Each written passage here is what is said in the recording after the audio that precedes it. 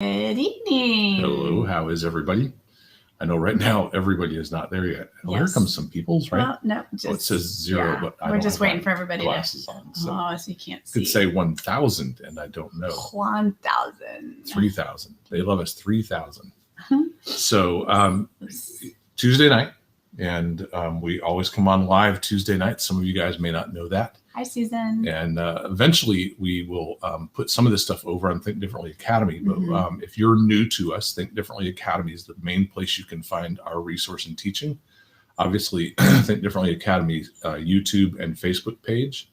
But the website itself, tdacad.com, is where you'll find pretty much all of our resources going back 5-6 years. I think some of that stuff is back there. Some of it's starting to get pulled off though, because we're moving, isn't it? No, on Academy. tdacad.com. Gotcha. We're moving everything there, yes, even stuff that's 5 or 6 years old. So, gotcha. My bad.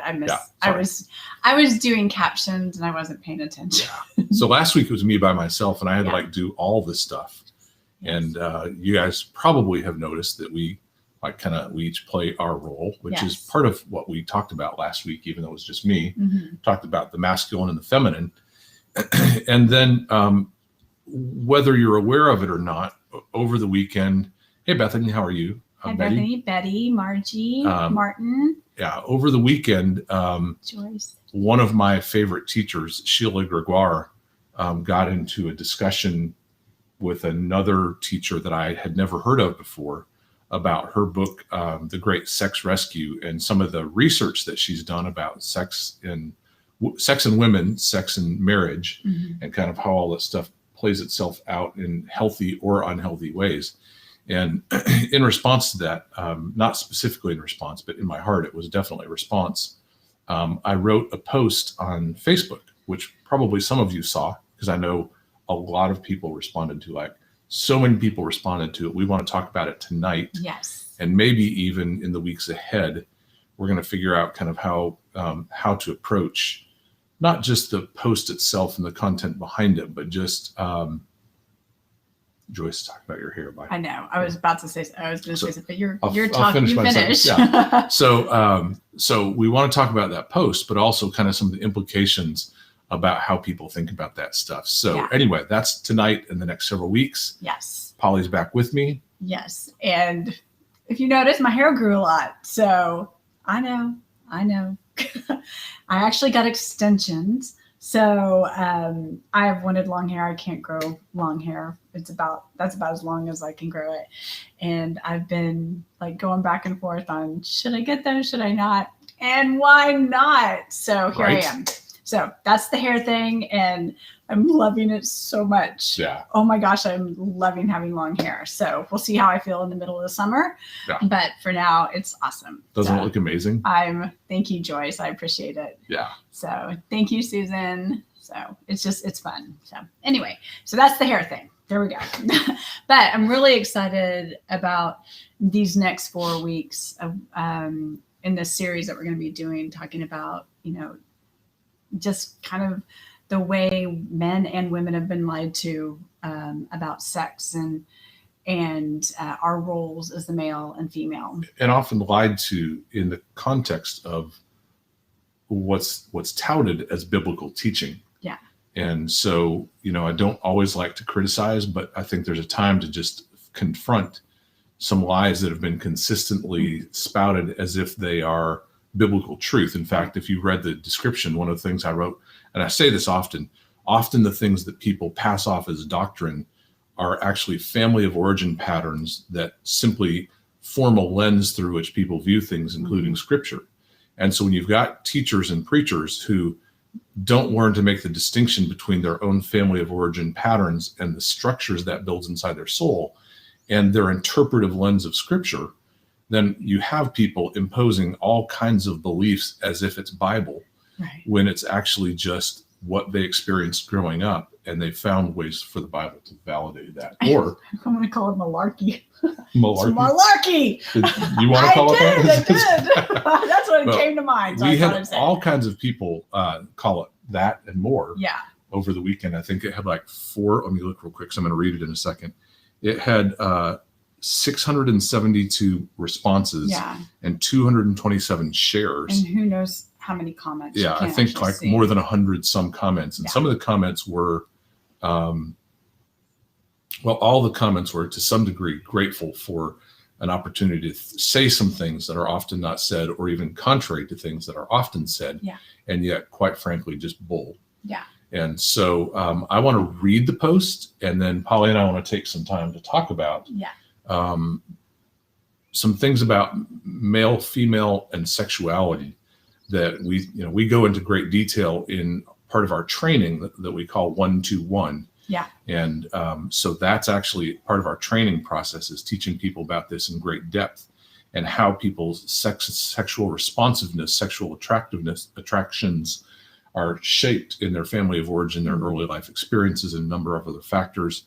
And so let me read the post, and then we'll take some time to talk about it, and actually over the next couple of weeks. So. Yeah. And real quick, I like how Joyce, you're saying, I don't look at it as criticize, as I see it as thinking healthier. Yeah. Exactly. And that's what we are after with these next 4 weeks. We're not here to blame, point, chastise, malarkey. And honestly, stuff. It's to help think in a new way. One of the main reasons, one of my main motives for this, is that men have been lied to. Yes. And in particular, men have been lied to about their identity and their nature. And we spend a lot of time behind closed doors with clients, 50% of which are male, and helping them untangle the knots of deceptive beliefs, often that have been taught to them, like I said, in the guise of biblical teaching. Right. And so let me read the post, and then we'll take a little bit of time to kind of break some of this down and talk about sexuality, but much more about maturity, emotional maturity, and the management of the soul. Yeah. Keep in mind the context of this was a teacher who essentially said that that marriage is essentially at its core a sexual contract between man and woman. And I took exception to that, because I think sex at its core is a visible picture of Christ in the church. And sexuality is an incredibly unique, intimate, and personal element of that picture. But at its core, it's a picture of something far more profound than just a contract, an agreed upon set of behaviors between people in their physical life. So Sheila Gregoire, if you're not familiar with her, follow her on her social media pages and get familiar with her teaching. I think it's some of the healthiest teachings on sex, and especially in the Christian world, that I've heard in a very long time. Yeah. So let me read the post with that context. It says, for many reasons, I'm grateful I didn't grow up in church. Near the top of the list is that I wasn't raised on the terrible teaching about the nature of men, women, and sex that I've heard from almost every Christian marriage teacher out there. Men, we are not who they say we are. I want to stand up and shout no every time I hear teachers say men are just this way, especially when the meaning is we need sex to be okay. We can't help or control our urges. We're not capable of emotional maturity, or that women should give us, quote unquote, what we want, or we will misbehave in some way, and I didn't write this, and feel justified in doing it. Right. When the teaching you hear on masculinity gives you any of those things and several other kind of distortions of masculinity, then you've been lied to. Let me keep reading before I turn this into a sermon, right? Let me start here. I'm responsible for my soul, and so are each one of us, men. And by the way, women as well. Absolutely. We are fully capable of developing emotional intelligence and emotional maturity, and we are fully responsible for our choices. No one else is responsible when I behave or misbehave. My appropriate behavior or inappropriate behavior, appropriate thoughts or inappropriate thoughts, are 100% my responsibility as a man. And men listening, they're 100% your responsibility. No woman, how she's dressed, how she looks, or even how she acts, is in any way responsible for the choices of how you manage your soul. I'm going to keep reading. Yes. My conduct toward others, whether strangers or family, is always the fruit of how I tend my soul, as is true with every man or human. When a teacher says or implies that what is happening to us may cause us to behave a certain way, we're being told that we are less than responsible. We are told that men are visually stimulated, and it becomes an excuse to allow our mind to be directed towards selfishness and dehumanization. We've allowed ourselves to be deceived about our capacity to manage our own soul. Listen, I'm not saying men are not visually stimulated, but I also would add to this, women are too. Next paragraph. Men can be, quote unquote, visually stimulated. Women can too, as a part of our makeup, but also choose to see women as people, not objects. Mm-hmm. We can choose how we consider the value of someone who stands near us, regardless of how they look or dress. Wandering eyes are a heart issue, not biology. Part of the teaching is that neuroscience says that men are wired this way. And listen, just because we're wired to physiologically respond a certain way doesn't mean that we have zero control over how we think, and it doesn't mean we have zero control over what we do with our eyes. Mm-hmm. And so teachers who tell us men can't help themselves regarding self-control and how we think and act relative to women are A, deceived, B, deceiving a whole culture, and C, they're telling you more about themselves than they are about men. Please stop telling me who I am based on who you are. Listen, here's the thing, men. The kind of classical teaching about this starts out something like this. Men have needs, and women are responsible to meet their needs. We might trace this back to a chapter in Genesis where it says the woman is created as a helper suitable to his needs. But as we've said before in these videos, actually the phrase "to his needs" doesn't occur in the Hebrew. And so that phrase has been translated into English, my guess possibly by a male translator. So the implication is that a woman is created as a helper suitable to a man's needs. It actually would read far more accurately to say that she's a helper suitable to his being. Mm-hmm. And honestly, I would say that if the one who became two, Adam who became Adam and Eve, as we taught last week, if that's the case, then both of us are suitable to one another, to one another's beings. In other words, Polly and I, men and women as a whole, I have things that I gain from being in connection with her, mm-hmm. and she has things that she gains from being in connection with me. Mm-hmm. And those things have far more to do with our development as a whole human being and a mature human being than they do with being subservient to some perceived or even projected physiological needs that we can impose on and demand from somebody because the Bible says so, because it doesn't say so. Right. And so the thing that kind of gets my ire up, as you might actually hear in my tone of voice, which is not my norm for these classes. No, it's not. You're very passionate about this. The implication is, men, that we are somehow beasts and not human. That somehow our physiological makeup makes us unable to control our thoughts and ultimately unable to control our urges and then ultimately our behavior. If this is the case, then how could we possibly be created in the image of God? Mm. How could we possibly be created in the image of one who the ninth fruit of his spirit is self-control? Mm-hmm. And part of the point is that self-control isn't about arm wrestling into suppression, some right. desire that's natural to me, but I have to control it. But my nature is, as created in the image of God and redeemed by the person of Jesus and empowered by the Holy Spirit, my nature is one who gives life to the planet. And we kind of lower the masculine nature to, if you can avoid doing bad stuff, you've done well. Hmm. It just frustrates me to no end. So here's kind of my statement on it. I'm going to stop for a minute because I can feel, and I know you probably take a deep breath. Yeah. So the teaching that says men have needs, let me just address it this way. Of course we have needs, men. And our greatest need is to develop emotional maturity. Far more than we need orgasms and sexual stimulation, we need to grow up.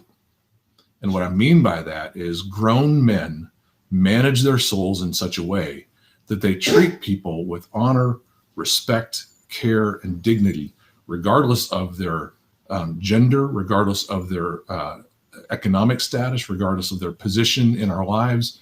We are life givers to the planet. Mm-hmm.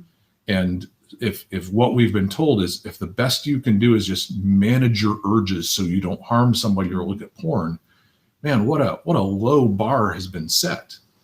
Rather than think of it in terms of managing urges. Think of it in terms of the life and passion that's been given to us has been given to give life to the planet and to the people around us. And so let me just speak to the men for a minute and say, stop setting the bar so low that you think just avoiding misbehavior is a really spiritual thing to do. Listen, you're created for so much more. Yeah. As we talked about last week, we are the masculine side of God. And that doesn't mean, again, there's a whole set of teachings about that are toxic and destructive. What I mean by that is that we, much like the source of a river, are the ones who are life givers and the initiators and the givers of identity. And the feminine then, and not just female, but the feminine nature, the feminine attribute of God is that which brings to its fullness the life that's given in the alpha attribute of God and fulfilled in the omega attribute of God. So I want to say as clear as I can, men, you are not only capable of controlling yourselves, there comes a point where the point isn't even can you control yourself, it's can you discover within you the capacity you have to give the life, strength, protection, connection, and deep intimacy that the world longs for from a masculine voice.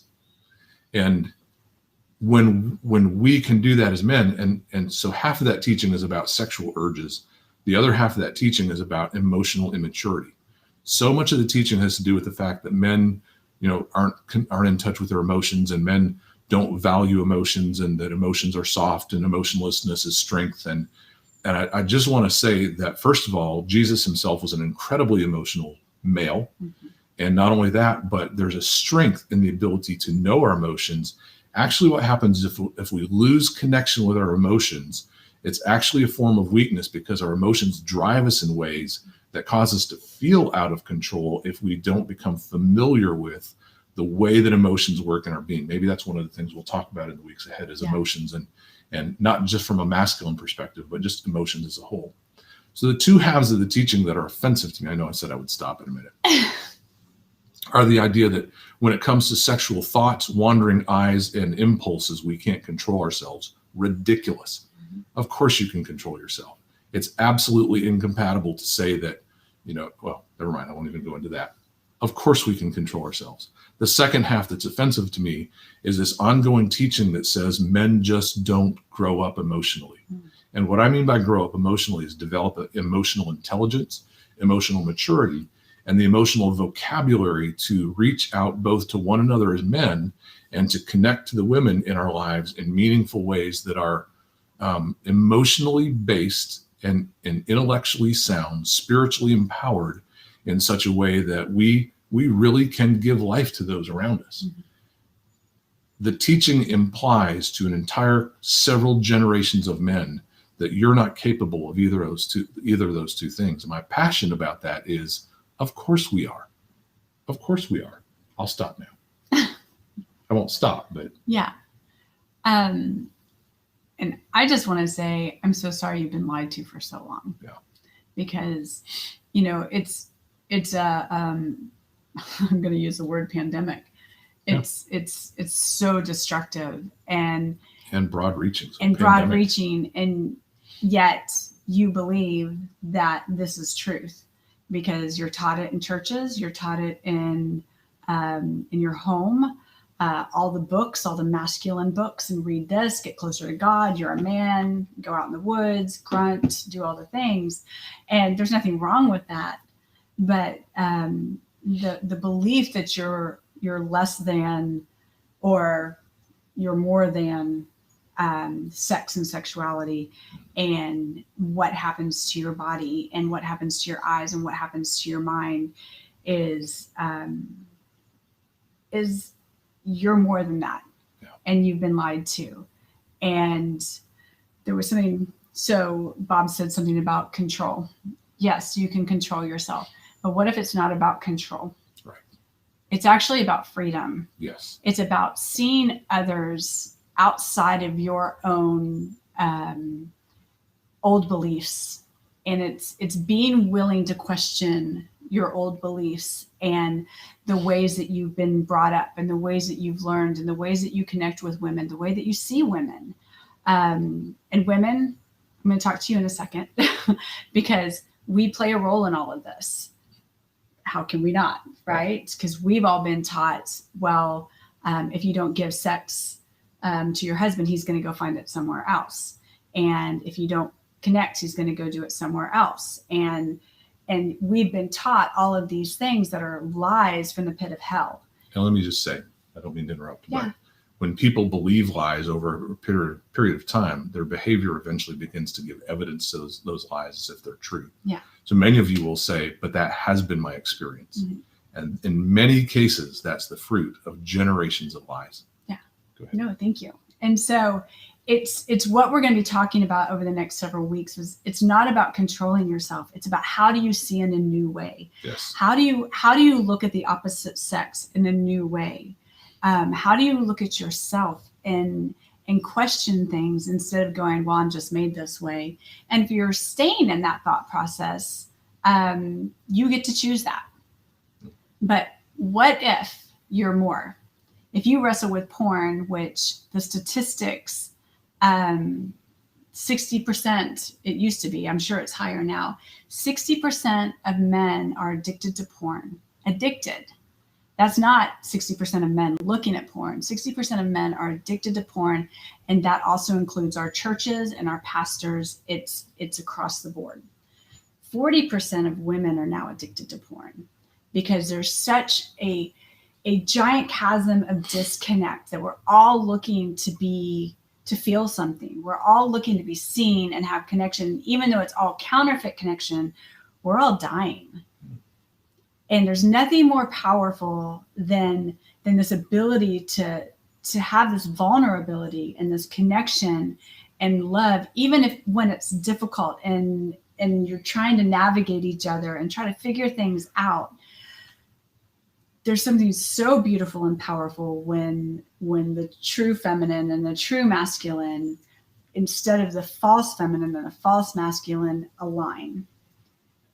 And that is not about knuckling it and control. It's about surrender. Yeah. So let me talk about, we've talked about men and Polly's talked a bit about women. I want to talk about sex for just a moment and just say this. Part of the myth is men have this high sex drive. Women have no interest in it. And as a result, kind of there's this tug of war where women just have to give what they don't really care about to men who desperately need this thing that women don't care about. And it causes this terrible wrestle between the two. And it causes tons of confusion for all the people who don't fit into the myth, which is a great number of people. Mm-hmm. Let me say that I've been a marriage counselor since 1991. I'm a licensed marriage and family therapist. And as such, I've sat in front of married couples since actually 1990 when I did my internship. And it took me 0 years to discover that there's a large number of couples that reverse the myth in terms of male drive and female lack of drive. The first couple that I saw where the woman had the high drive and the male had the low or non-existent drive, I remember thinking, wait, this is not, what's wrong here? And I started realizing the more years that I do this, here's the thing. We've been told, this is what sex means to a man. This is what sex means to a woman. And at some point we want to cover this idea that there's meaning, but the problem is when we assign it to gender. Mm-hmm. Here's what I would say is the important thing to teach in premarital counseling, to teach in marriage counseling, to teach on this video. Sex has meaning. Mm-hmm. Sex has meaning. And it has both objective meaning, I'm going to say, and I'll talk about that in a moment, and it has subjective meaning, which I want to say a few things about that after I talk about objective meaning. Sex has an objective meaning in that God created it for a particular design. People want to talk about the moral guidelines of sex as opposed to understanding God's design for the function of sex. And we've got to get it kind of in the right order, right? So whatever we think of as morality is tied in some way to God's design, intent, and function for sex. And I'm just going to say at this point, I would say, to oversimplify, the objective meaning of sex is that two become one. Mm-hmm. It is, like I said last week, the one become two, become one nature of God expressed in Adam and Eve. The one Adam becomes two, and then becomes one ultimately through the most connecting experience that's designed in the human experience, and that's sexual intercourse. And so the objective meaning of sex is connection. The objective intent and design of it is the one becomes two become one element of the sexual nature and the sexual experience, where the two in their diverse created design, or created and then diverse separated design, find a way back to each other, where the mutuality of mutual submission and mutual generosity gives the two the opportunity to become one again. That objective design, the reason this matters so much is because that spells out then what creates a healthy physical relationship between a husband and wife. And the top of the list of what we talk about in that is mutuality. Yes. Separate of mutuality, what you end up with is all kinds of distortions like coercion, manipulation, this kind of contract idea that the one person talked about. Listen, it's dominance. Fantastic to move towards each other with understanding. But when you have if I do this, then you'll do that understanding about anything, you set yourselves up for a problem when one person's not feeling well, when the other person's having a bad day, when whether it's about sex or anything, where we have kind of this contractual agreement. This is your 50%. This is my 50%. You do yours. I'll do mine. Yeah. When sex takes on that, it becomes literally a negotiation instead of a connection. Mm-hmm. So let me talk about then where it comes to subjective meaning. Because sex is designed for this thing called connection, when the sexual nature of a person is activated, connection happens. Mm-hmm. And so connection can happen even with persons, objects, or experiences that it was not intended to connect for someone to. Yeah. So connection happens. But so here's what we're after with this. If we say sex means this to men, sex means this to women, there's a percentage of people out there who are going to go, then what's wrong with me? Am I broken? How come I don't feel that way? Mm-hmm. How come I don't think that way? And that's why I want to avoid saying that and say this: sex has meaning to you, and the meaning sex has to you has a great deal to do with the experiences that you've had from the moment you were conceived up until this moment in history right now. Mm-hmm. And the meaning that you have assigned and attached or connected to sex may be very stereotypical. It may be completely unstereotypical. But that meaning is something that you bring into relationship with someone else who also has meaning assigned to sex. Mm-hmm. And the key isn't men should be this way, women should be this way, and here's how a man should reach out to a woman, here's how a woman should reach out to a man. The key is not just men and women, but man and woman.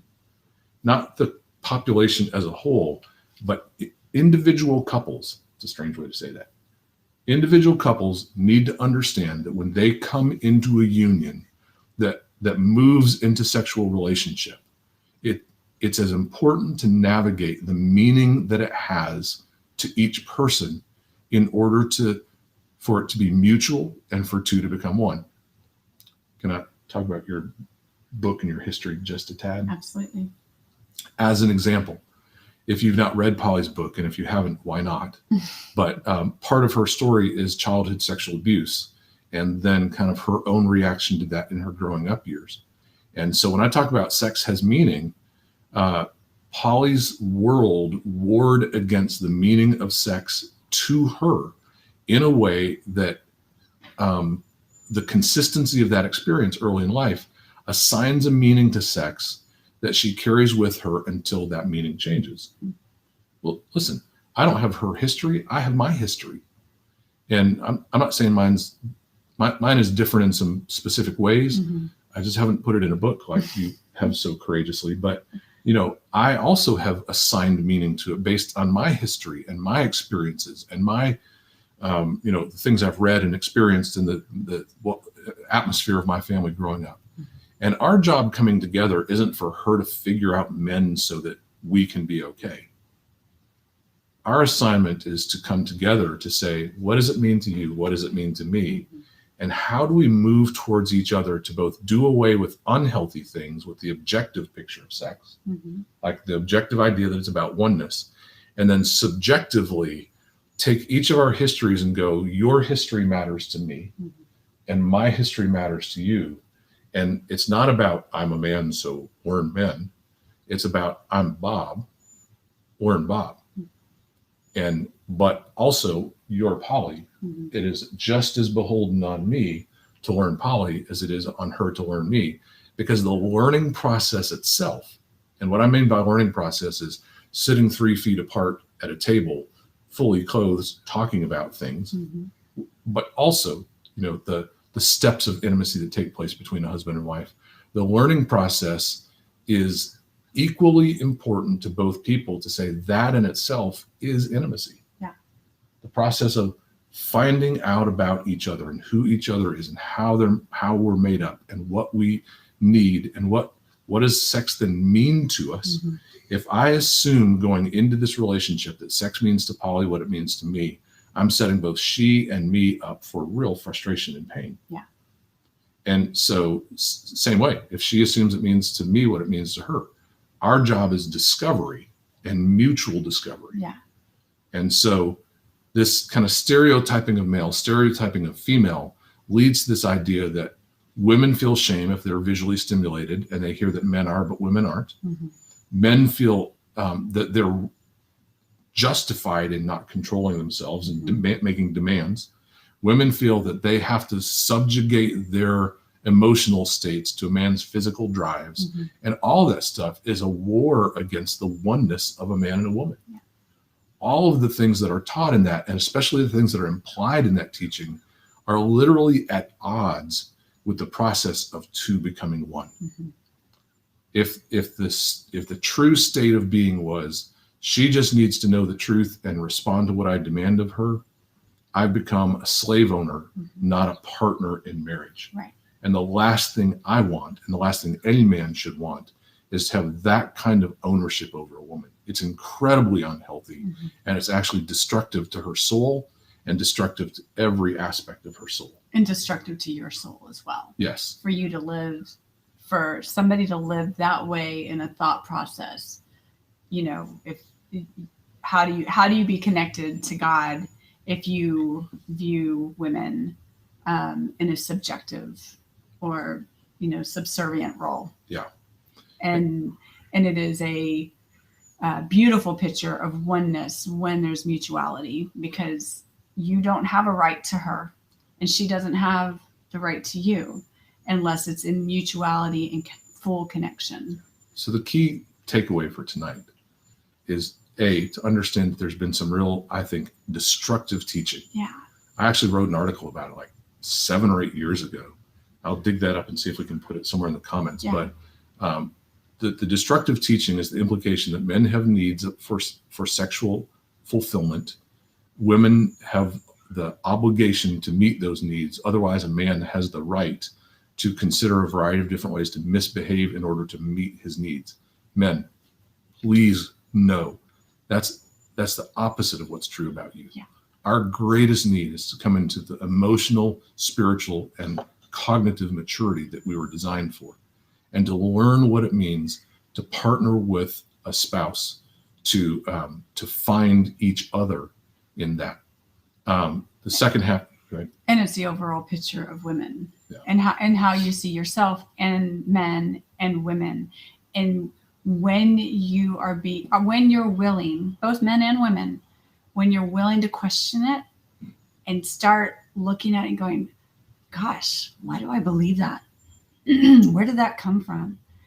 It will change everything, and it will change generations. And we all have that gift to be able to do that. We just have to choose to step into it. So the first takeaway is to know that there's some real destructive deception in that model of teaching. The second thing to take away is that sex has meaning.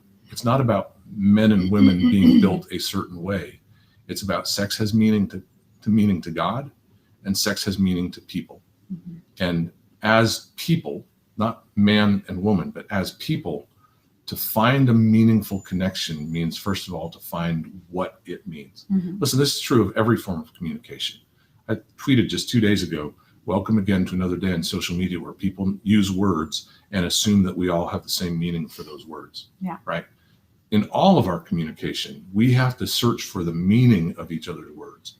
Because when she says a sentence and I go, what was the thing about the fire? Like 2 years ago, we come home on a cool evening and she says, oh, it's a perfect night for a fire. So I go straight to our outdoor fire pit and start dragging it out and putting the wood, near the outdoor fire pit. And she goes, what are you doing? What are you doing? I said, it's a perfect night for a fire. Indoors. Right? And she's going, yeah, inside. Or the guy wearing the shirt last night that says, love everyone.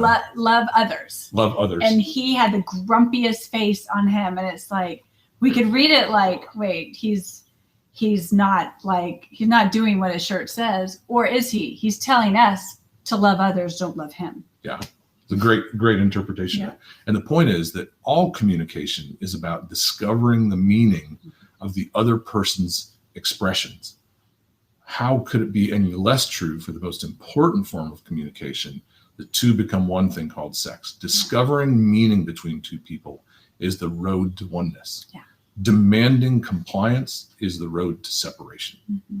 So those are the big takeaways for tonight. Yes. We will be talking about this in the weeks ahead. Mm-hmm.